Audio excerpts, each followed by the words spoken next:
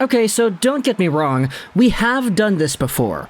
Going over to this particular season's NHL Entry Draft and redrafting the top guys, taking a look at who went where and saying, okay, a few years down the line, it's probably more appropriate to say that this other player should have been drafted over this other guy, and it's been fun over the years taking a look at where things have gone. But today we are revisiting the 2018 NHL Entry Draft because of an article published by Corey Pronman on The Athletic. Now, Pronman has been going out there and redrafting a whole bunch of draft classes in the past few days over here. There was a 2020 redraft, there were a few others that popped up here and there, but the 2018 one is one that I kind of wanted to talk about the most, because out of all the drafts, I feel like this is the one that's closest, nearest, and dearest to my heart, due to the context of where we were when we were making videos about the draft, where I was in my own life, and just the level of conversation that we were having back in this time frame. So if we go over to the 2018 draft and look at how things had gone in real time, first overall you had yourselves Rasmus Dahlin taken by the Buffalo Sabres. Second, you had Andrei Svechnikov going to Carolina. The third overall pick saw Montreal take Jesperi Kotkaniemi, which was a very interesting pick. The fourth overall, Ottawa Senators took BRADY TKACHUK. Fifth overall, Barrett Hayton went to the Coyotes. Filip Zadina went sixth overall to the Red Wings. Quinn Hughes was selected seventh overall by Vancouver. Boqvist went eighth to the Chicago Blackhawks. Vitali Kravtsov ninth to the Rangers. Bouchard 10th to the Oilers. And then the Islanders, with back-to-back picks, chose Wahlstrom and then Noah Dobson. This is the article in question published by Corey Pronman redrafting the NHL class of 2018. BRADY TKACHUK and Quinn Hughes rise. This article was published yesterday, and if you want to go ahead and read it, hey, the link is in the description. If you have The Athletic, you're free to go out there and check it out. But because The Athletic is paid for material, we're not going to go ahead and screenshot any of the content in this piece. Instead, we're going over onto the Our Hockey subreddit because they did post this article on the platform, and there are some comments that summarize what exactly it is that Pronman says is the conclusion here. Take a look at this comment from Young2K04. Corey Pronman put BRADY TKACHUK in Tier 1, and Svechnikov, Darlene, and Hughes in Tier 2. But I'd honestly take all three of those guys over TKACHUK. Essentially, what Pronman does is he ranks BRADY TKACHUK as number 1, Andrei Svechnikov as number 2, Quinn Hughes as number 3, and Rasmus Dahlin as number 4. The next picks go as follows. There's Bouchard, Dobson, for Harvey thrown in there, but I kind of wanted to really focus on the top 4 over here. Because when it comes to the Ottawa Senators getting themselves a first overall caliber guy in a redraft, this isn't the first time this has happened. In fact, just a few days ago, in the 2020 redraft that Pronman published, Tim Stützle was ranked as the first overall guy in front of Lafreniere and Byfield. So one may go out there and say, Ottawa, y'all are getting some fan service right now, baby. Corey Pronman is giving you the love. And while that might be true on paper, my question is, how valid is that? Let's go over to BRADY TKACHUK and take a look at what he has done so far ever since being drafted 4th overall by the Ottawa Senators. And you can see that out of the draft class here in 2018, he is the second most productive player in points. He is only behind Andrei Svechnikov. He is above Hughes and above Darlene. BRADY TKACHUK, ever since getting drafted, has been a pretty good player for the Ottawa Senators. Now, we noted this right off the bat in several videos talking about TKACHUK and his development, but his first few seasons in the NHL were not really the best. He wasn't Connor McDavid or anything, but he was definitely good enough to justify being in the lineup. He was physical, he was a leadership-type figure, he had 40 points in 71 games both years, and then he had 36 points in 56 games in the shortened season. Last year, however, after taking over the captaincy for the Sens, he had 67 points in 79 games played, plus 30 goals on the year too.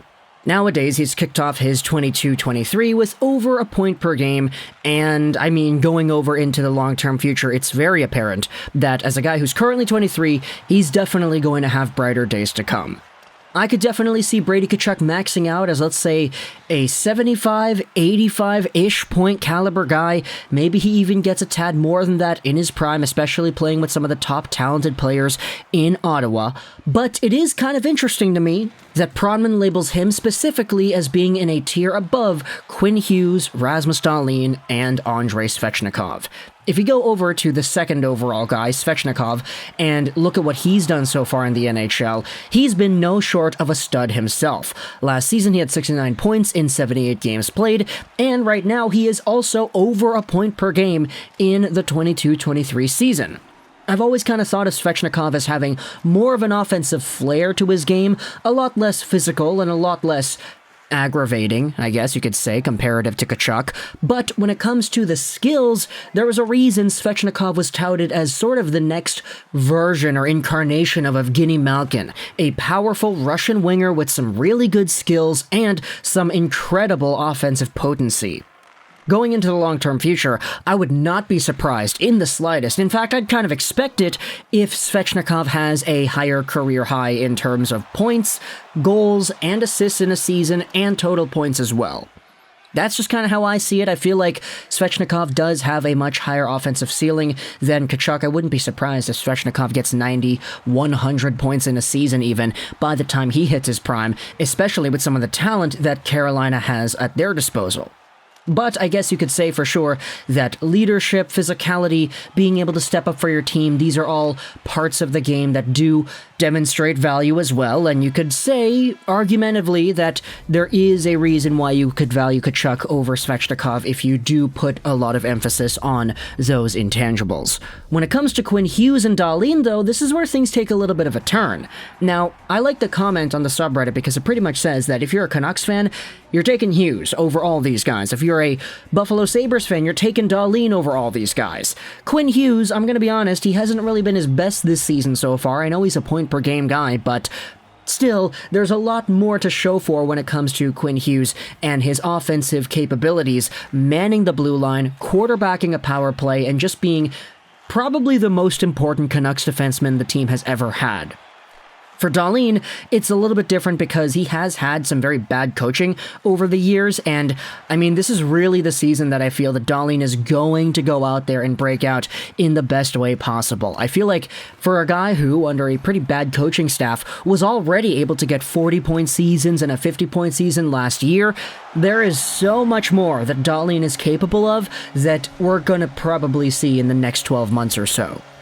And when it comes to the number one overall pick, I really do feel like if you had to challenge it, you had to make your decision right away, there's enough diversity and enough talent there to say that any one of these four guys should have been taken first overall. For Quinn Hughes, he's first overall because he runs a power play and he walks the line like no other player in the NHL can. Maybe aside from Fox and/or Makar. I'm not sure. For Darlene, it's the raw potential, it's the two-way capability, it's the confidence building up, it's the talent, it's all there with Darlene, and we're going to see that more so over the next coming months. For Svechnikov, it's the raw offensive capabilities, and for Tkachuk, it's a combination of the intangibles, the leadership, as well as the offense that he's able to provide. The magnitude of each of these players' skills is all varied, so it really just depends on what you value more and which player you like more. So, when it comes to the redraft, I mean, taking BRADY TKACHUK first overall for the Buffalo Sabres, let's just say, that'd be kind of weird. I mean, seeing Tkachuk and Eichel on the same team for a while, and then Eichel getting traded, I mean, Tuch and Tkachuk could actually be a pretty nice pairing right there. I love that little phrasing, Tuch Tkachuk. That's funny. And it's not really like you're going to be missing out on Darlene anyway, because you have Owen Power, too, who's another first overall caliber defenseman over there. But of course, having Darlene definitely isn't a bad part in its own right. You go over to second overall, Svechnikov to Carolina, that's the same. Third overall, Quinn Hughes going to Montreal. Oh my goodness. Imagine the Montreal Canadiens with a player like Quinn Hughes at their disposal. He would be one of the best offensive defensemen that team has seen in a very long time.